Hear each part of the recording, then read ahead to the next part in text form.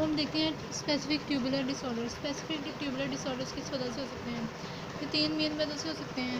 ये जो ट्रांसपोर्टर्स होते हैं ना, कैरियर प्रोटीन्स और एंजाइम्स, इनकी डेफिशिएंसी की वजह से हो सकते हैं या इनकी एक्सेस की वजह से हो सकते हैं। अब ये दो कॉजेज़ के हेरिडिटरी हो सकते हैं, क्योंकि आपको पता है कि किसी जीन में प्रॉब्लम आ जाए तो उसकी वजह से कैरियर प्रोटीन या एंजाइम कम या ज़्यादा हो सकती है। हेरिडिटरी कॉजेज़ के अलावा और भी कॉजेज़ हो सकते हैं, इसके मतलब इस्कीमिया की वजह से भी स्पेसिफिक ट्यूबुलर डिसऑर्डर्स हो सकते हैं, और इसके अलावा टॉक्सिन्स की वजह से भी। रीनल ग्लाइकोजूरिया, सबसे पहले हम बात करते हैं रीनल ग्लाइकोजूरिया की। रीनल ग्लाइकोजूरिया में ना ग्लूकोज किडनी रीअब्जॉर्ब नहीं कर पाती, उसकी वजह से ग्लूकोज यूरिन में अपीयर होने लग जाता है। इसमें क्या होता है कि जो ग्लूकोज इसमें बॉडी में, इसको ना हम डिफ्रेंशिएट करते हैं डायबिटीज़ मेलाइटस में। डायबिटीज़ मेलाइटस में ब्लड ग्लूकोज कंसनट्रेशन ज़्यादा हो जाती है, लेकिन जो ग्लाइकोजूरिया है ना, उसमें ब्लड की ग्लूकोज कंसनट्रेशन तो नॉर्मल होती है, लेकिन इसके ट्रांसपोर्ट मैकेनिज़्म जो रीअब्जॉर्प्शन का होता है वो तो या तो लिमिटेड होता है या बिल्कुल ही नहीं होता, एब्सेंट होता है। इस वजह से यूरिन अपीयर होने लग जाता है, ग्लूकोज यूरिन में अपीयर होने लग जाता है। सेकेंड कंडीशन में बात करें तो amino acid urea. Amino acid urea में क्या होता है, अमाइनो एसिड्स रीअब्जॉर्ब नहीं हो पाते, उसकी वजह से यूरिन में अपीयर हो जाते हैं। अब अगर तो सारे के सारे अमाइनो एसिड्स अपीयर हो जाए ना यूरिन में, मतलब रीअब्जॉर्ब नहीं हो पा रहे, तो उसको हम कहते हैं जनरलाइज्ड अमाइनो एसिड यूरिया। ये एक रेयर कंडीशन है।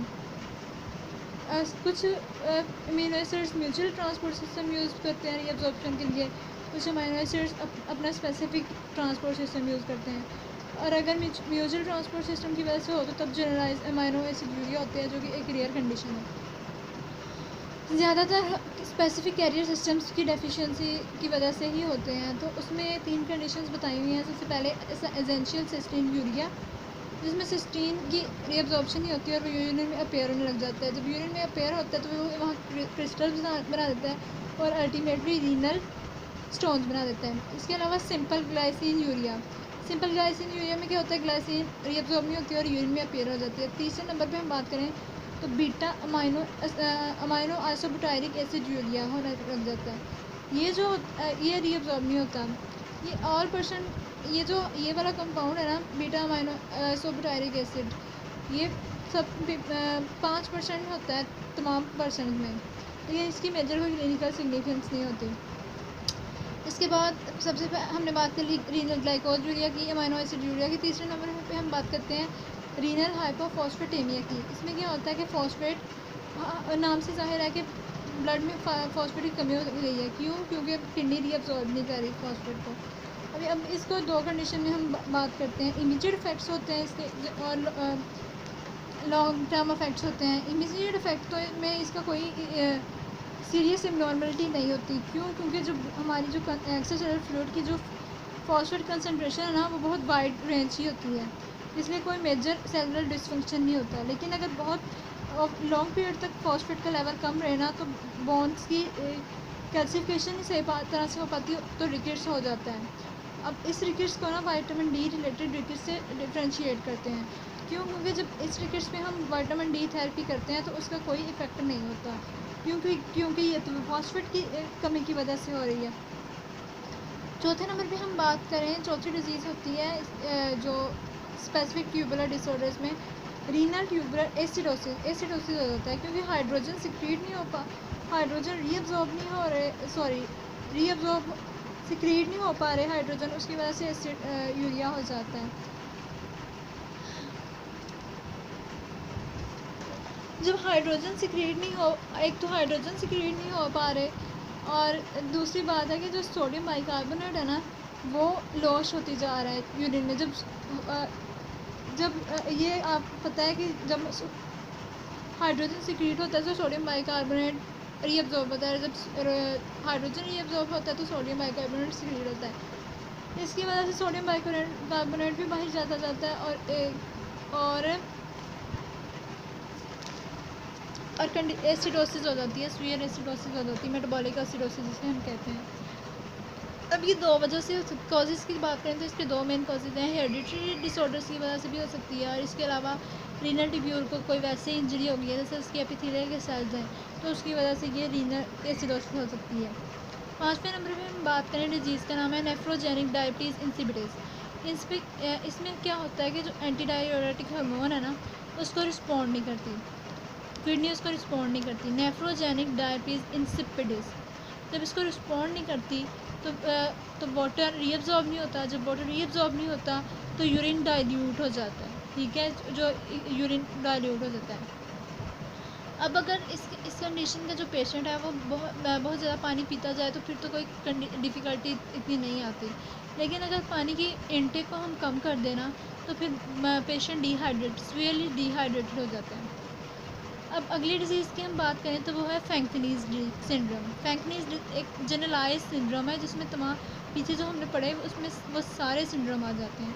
मेन सबसे तीन डिजीज़ इस सिंड्रोम में आती हैं: रीनल ग्लाइकोजूरिया, एमाइनो एसिड यूरिया और रीनल हाइपोफॉस्फेटेमिया। मतलब एक्सक्रीशन, इसमें क्या होता है, यूरिनरी एक्सक्रीशन बढ़ जाती है अमीनो एसिड्स की, ग्लूकोज की और फॉस्फेट की, ठीक है। उसकी वजह से ग्लाइकोज यूरिया, एमाइनो एसिड यूरिया और हाइपोफॉस्फेटेमिया हो जाता है। अब ये स्वेयर अगर केसेस होता है ना तो उसमें 3 और कंडीशंस हो जाती हैं। उसमें ना मेटाबॉलिक एसिडोसिस हो जाता है। क्योंकि सोडियम बाइकार्बोनेट रीअब्जॉर्ब नहीं हो पा रहा। इसके अलावा पोटाशियम और कैल्शियम की एक्सक्रीशन ज़्यादा हो जाती है। पोटाशियम और कैल्शियम की एक्सक्रीशन ज़्यादा हो जाती है। तीसरे नंबर पे इस नेफ्रोजेनिक डायबिटीज़ इंसिपिडिस हो सकता है। इसके कॉजेज़ की बात करें तो इसके कॉजेज़ भी वैसे ही हैं जैसे हमने बात की थी रेनल ट्यूबुलर एसिडोसिस के कॉजेज़ की। इसमें हेरिडिटरी डिफेक्ट्स हो सकते हैं। इसके अलावा टॉक्सिन या ड्रग्स इफेक्ट कर सकते हैं जो एपिथेलियल के सेल्स को डिस्ट्रॉय कर देते हैं। अब जो फैंकनी सिंड्रोम है ना, इसमें ये रीनल ट्यूब्यूल्स पे इसमें प्रॉक्सिमल ट्यूबुलर सेल्स जो होते हैं वो स्पेसिफिकली अफेक्ट होते हैं। वो क्यों अफेक्ट होते हैं? क्योंकि जो प्रॉक्सिमल ट्यूबुलर सेल्स है ना, वो बेसिकली मेनली रीअब्जॉर्ब और सिक्रीट करते हैं ऐसे ड्रग्स और टॉक्सिन्स को जो कि डैमेज कॉज करते हैं। इसके बाद हम बात करते हैं अगली डिजीज़ की जो है बार्टर्स सिंड्रोम। इसमें क्या होता है कि ये लूप ऑफ हैनल पे एक्ट करती है। ये रेयर ऑटोसोमल रिसेसिव डिजीज़ है। रेयर है, ऑटोसोमल है और रिसेसिव है। ऑटोसोमल रिसेसिव याद रखना। लूप ऑफ हैनल में बेसमेंट मेम्ब्रेन में कुछ चैनल्स होते हैं और कुछ ल्यूमिनल मेम्ब्रेन में। बेसमेंट मेम्ब्रेन में 1 सोडियम 2 क्लोराइड और 1 पोटाशियम का चैनल होता है, ठीक है। इसके अलावा बेसमेंट मेम्ब्रेन पे पोटाशियम चैनल्स भी होते हैं, ल्यूमिनल मेम्ब्रेन पे ये दोनों होते हैं। बेसमेंट मेम्ब्रेन पे लूप ऑफ हैनल में क्लोराइड चैनल्स होते हैं। ये तीनों चैनल्स के इम्पेयर फंक्शन हो जाए ना, उसकी वजह से सिंड्रोम होता है बार्टर सिंड्रोम, जिसकी वजह से क्या होता है कि सोडियम क्लोराइड और पोटाशियम की रीअब्जॉर्प्शन नहीं हो पाती लूप ऑफ हैनल में।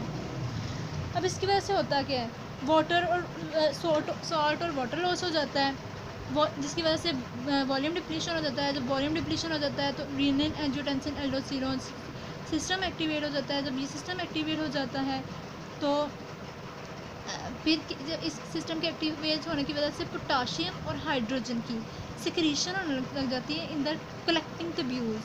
ये काम हुआ ये बार्टन सिंड्रोम, ये जो इसके चैनल्स जो थे वो लूप हैनल में थे, लेकिन ये जो renin angiotensin aldosterone system activate हुआ इसके बाद इसने कलेक्टिंग ट्यूब्यूल में पोटाशियम हाइड्रोजन की सिक्रीशन कराने लग जाना है और उसकी वजह से 2 काम हो जाने हैं, हाइपोकलीमिया हो जाना है और मेटाबॉलिक अल्कलोसिस हो जाना है।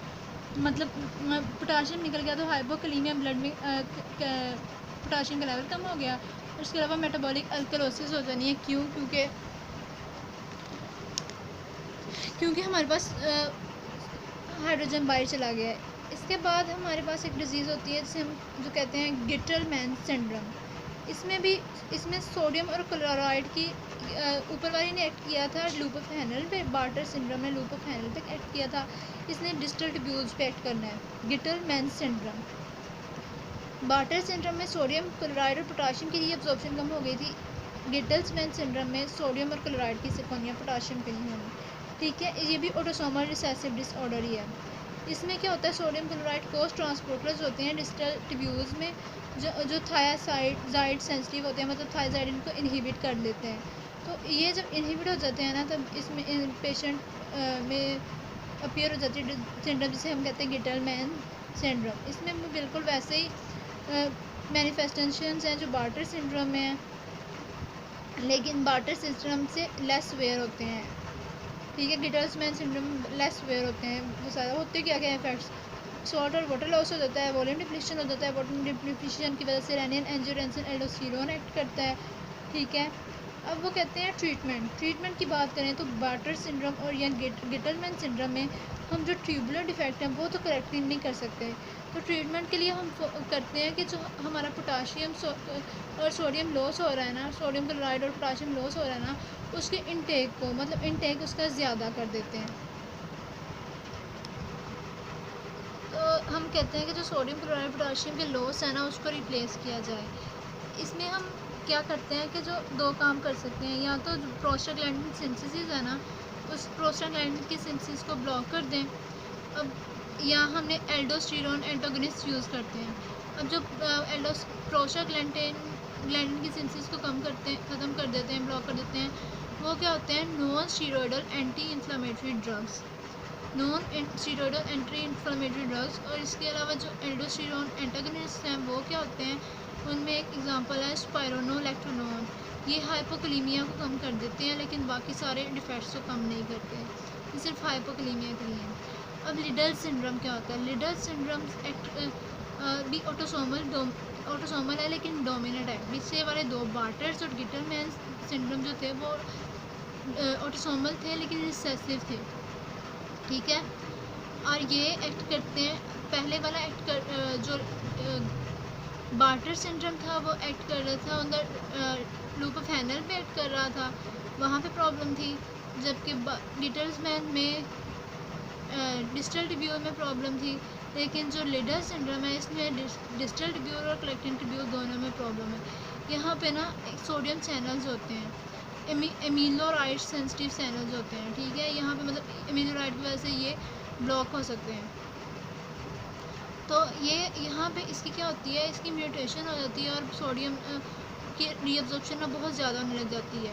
क्यों, क्योंकि ये चैनल्स है ना यहाँ पे एक्ट करते हैं, ये ओवर एक्टिवेट हो जाते हैं और इसकी रीअब्जॉर्प्शन ज़्यादा हो जाती है सोडियम की रीअब्जॉर्प्शन, सोडियम और वाटर उसके साथ साथ वाटर भी जाएगा।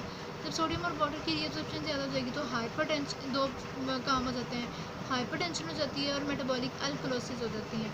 ठीक है, अब ये जो चेंजेस आई हैं ना ये उसी तरह की चेंजेस आती है जिस तरह प्राइमरी एल्डोस्टेरोनिज्म में आती हैं, लेकिन इसमें जो एल्डोस्टेरोन का लेवल है ना लिडल सिंड्रोम में कम होता है। वो क्यों कम होता है, क्योंकि सोडियम रिटेंशन तो काफ़ी ज़्यादा है। ठीक है, सोडियम बॉडी में ज़्यादा है तो उसकी वजह से रेनिन की सिक्रीशन कम होती है। वो रेनिन आगे से एंजियोटेंसिन 2 कम सिक्रीट करता है, वो आगे से एल्डोस्टेरोन कम सिक्रीट करता है। ठीक है, अब इसकी ट्रीटमेंट की बात करें तो हम डायूरेटिक्स एमिलोराइड यूज़ करते हैं, क्योंकि एमिलोराइड सेंसिटिव या ये चैनल्स होते हैं।